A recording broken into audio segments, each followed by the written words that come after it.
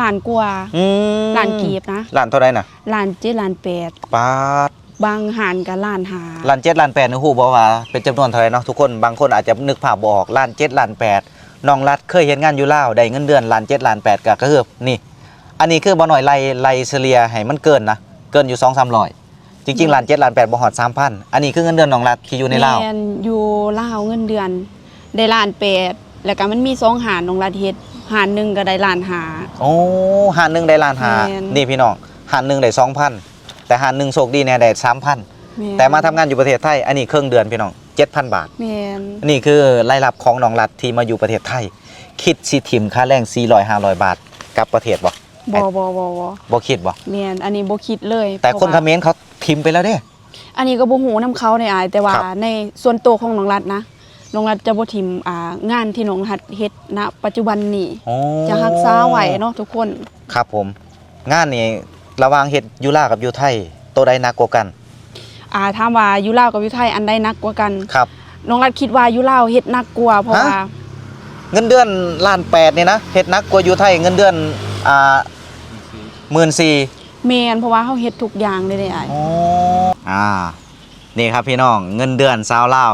มื้อนี้เอามาอวดให้งานเขมรเนาะเขมรนี่แบนไทยนะตอนนี้พากันลังไลกับประเทศทีมแห่งงานวันทีมเงินเดือนวันละ400-500 บาทมื้อนี้น้องเอามาอวดจักบาทนี่มื้อนี้น้องเอามา 7,000 7,000 บาทแม่นเอาคือน้อยแท้เงินเดือนไทยบ่ต่ำกว่าหมื่นพุ่นเด้เงินเดือนไทยบ่อันนี้มันเงินเดือนเป็นอาทิตย์เด้เป็นวีคเด้อ๋อเป็นวีค15 มื้อจังซี่บ่แม่นเท่าไรน่ะเท่าไรนับเบิ่งอ่ะนับแห้งๆโลดตัวนี้บ่นับโซ่1 2 3 4 5 6 77,000บ่แม่นโอ้ 7,000 ก็เท่ากับ 14,000 สรุปน้องได้ค่าแรงเท่าไรกันแท้ปกติน้องได้ค่าแรงมื้อนึง400ถ้าขายได้หลายก็เพิ่นจะเพิ่มให้100ก็เท่ากับมื้อนึงน้องรัดได้500บาทโอ้คือแบบว่าเพิ่นตั้งเป้าเนาะยกตัวอย่างเนาะสมมุติว่าเพิ่นตั้งเป้าไว้มื้อนี้ให้ปิดยอดประมาณ10,000ถ้าขายเกิน10,000เพิ่นให้พิเศษประมาณนี้แม่นบ่โอ้มีโบนัสมีพิเศษเนาะค่าแรงในวันละ400แม่นค่าแรงวันละ400โอ้คือตอนนี้เนาะเขมรเนาะบ่เห็นคุณค่าที่คนไทยให้โอกาสนะครับบ่เห็นคุณค่าที่คนไทยมอบค่าแรงสูงๆให้ค่าแรงแพงๆให้เนาะเลือกที่จะกลับบ้านน้องรัดได้โอกาสเสียบแทนเขมรแล้วบัดนี้ครูโตหรือยังฮะครูโตหรือยังบ่ได้เสียบได้บ่ได้เสียบแม่นเอ้าคือว่าบ่ได้เสียบตอนนี้ให้งานลาวเฮาลังไหลเข้ามาประเทศไทยได้มาเสียบมาแทนที่คนเขมรเด้คือเอิ้นว่าเสียบเสียบแล้วแทนที่นะเอิ้นเสียบมันยังง่ายโดยมีความคิดที่จะกลับประเทศอยู่บ่ตัวนี้ยังเพิ่นอยากกลับเพราะว่าเวียกงานเฮากำลังไปได้ดีก็เลยแบบกำลังไปได้ดีแม่นบ่อยากกลับไปหาหุ้นเส้นบ่อะไรคือหุ้นเส้นบ่อยากกลับไปหาเพิ่นบ่เอ้าบ้านเพิ่นตอนนี้เพิ่นมีมาตรการให้สวัสดิการดีๆเด้เงินเดือนดีๆแล้วก็มีรถบัสมารับถึงสายแดนเลย400คันบ่อยากกลับไปบ่จะมีเขากลับไปซะเนาะแต่ก็มีเขากลับบ่น้องบ่อยากกลับบ่อยากกลับแม่นเพราะหยังถึงบ่อยากกลับเพราะว่ากลับไปก็จักสิมีเวียกเฮ็ดอีหลีหรือบ่บางเดือนมันก็เป็นแค่คำเว้าซื่อๆได้แสดงว่าน้องเป็นคนเขมรนี่เนาะจังเสืออายเว้าน้องแม่นคนเขมรจังเสืออายเว้าเนาะเอาคือมื้อนี้นะครับพี่น้องบ่น้อยก็อยากมาสัมภาษณ์เนาะถึงความรู้สึกแรงงานลาวเนาะที่มีต่อคนไทยเนาะมาประเทศไทยฮักประเทศไทยบ่หรือว่ามาเอาเงินเพิ่นอย่างเดียวถามว่ามาประเทศไทยฮักประเทศไทยบ่1ก็ฮักประเทศไทยเพราะว่ามีหลายๆอย่างที่เฮ็ดให้เฮาแบบประทับใจ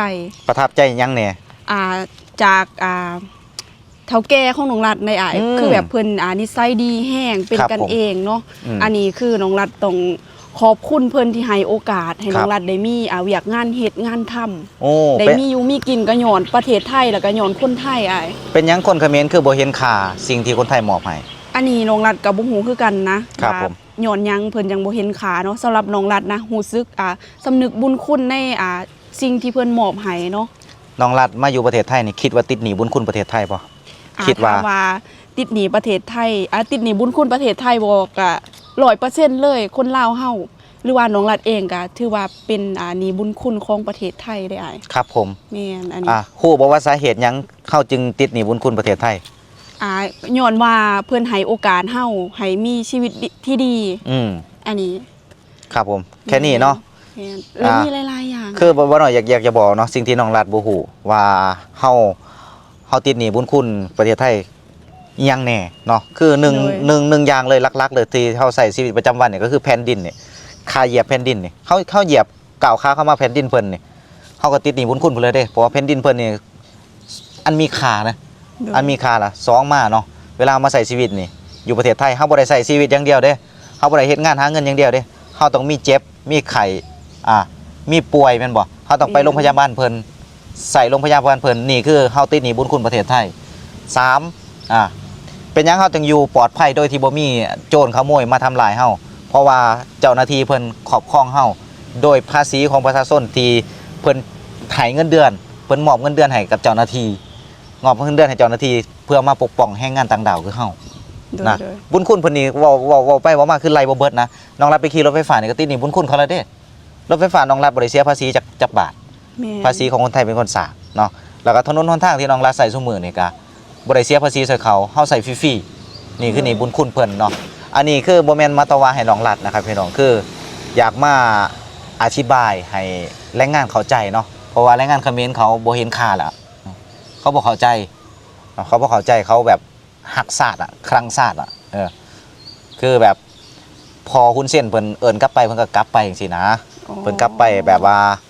ก็บ่ฮู้ว่าเพิ่นมีมาตรการอีหยังเนาะคือพอหุ้นเส้นเพิ่นเสนอมาว่าจะขึ้นเงินเดือนให้400 บาทคือจังประเทศไทยจะมีงานห้องหับดีๆมีสวัสดิการดีๆนะแล้วก็แรงงานเขมรนี่ทิมค่าแรง400-500 บาทของประเทศไทยนี่ลังไลกับประเทศเอาแล้วอ้ายคิดบ่ว่าประเทศเขมรน่ะเขาเจ้าจะกลับประเทศเขาอีหลีถามว่าไอ้คิดบ่ไอ้บ่ได้คิดนะแต่ว่าไอ้เห็นอยู่หน้าด่านนี่ที่เขาลงโซเชียลซุมื้อนี่แน่นเลย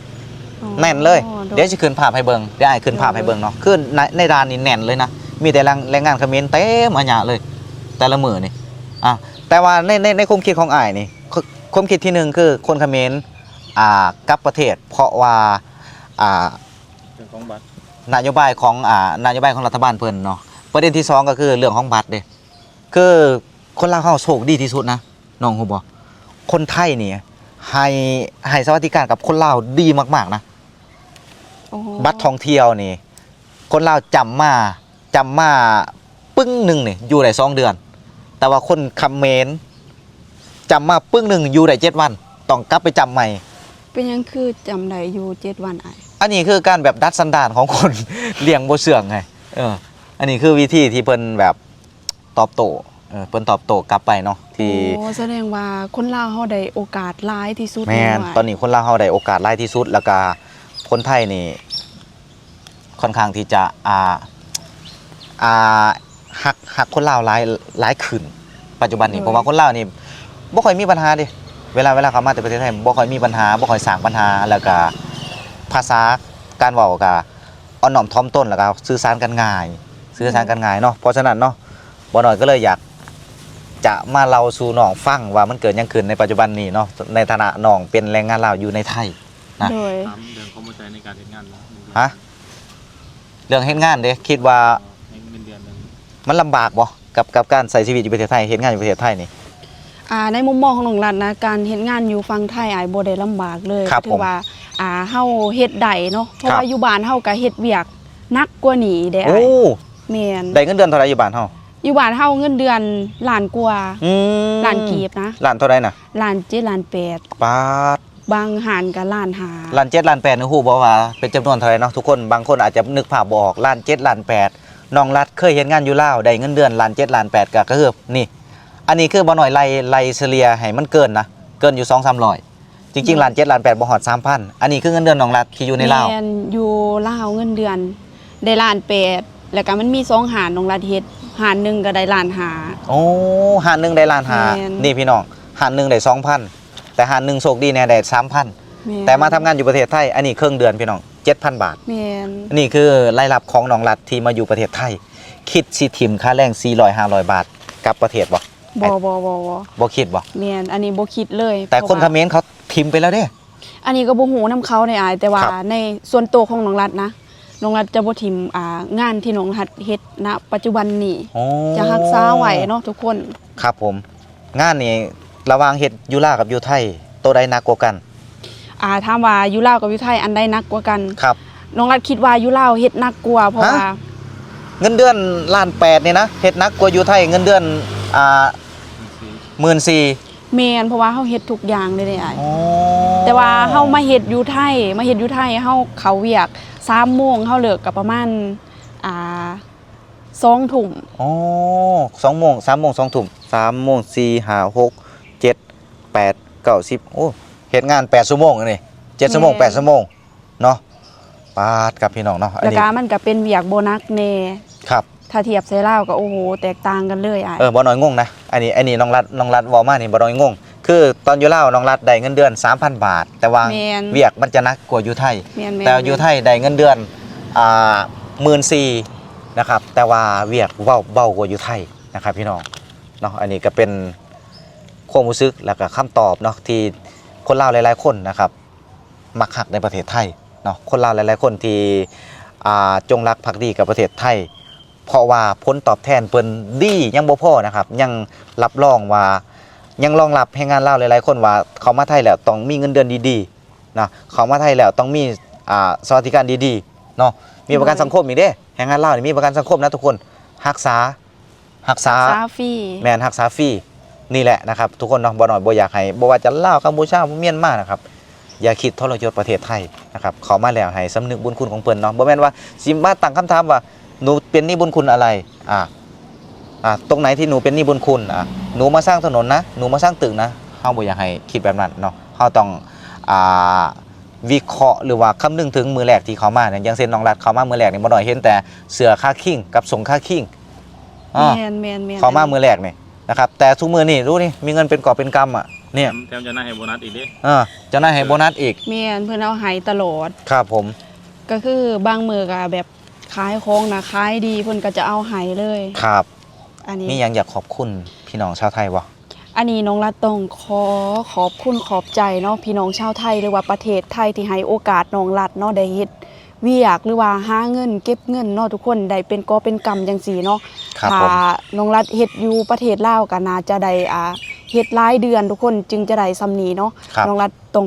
ขอบคุณขอบใจเนาะ ครับผ ป ม ระเท ขอ ศ บคุณคนไทย ทุก ที่ให้โอกาสให้งานเล่าวเด้อนะครับถึงแม้นว่าทางเขมรกัมพูชาเพิ่นจะบ่เห็นค่านะครับแต่ให้งานเล่าวพวกเฮานะครับจะจงรักภักดีกับประเทศไทยเนาะจะตั้งใจทำงานนะครับเนาะ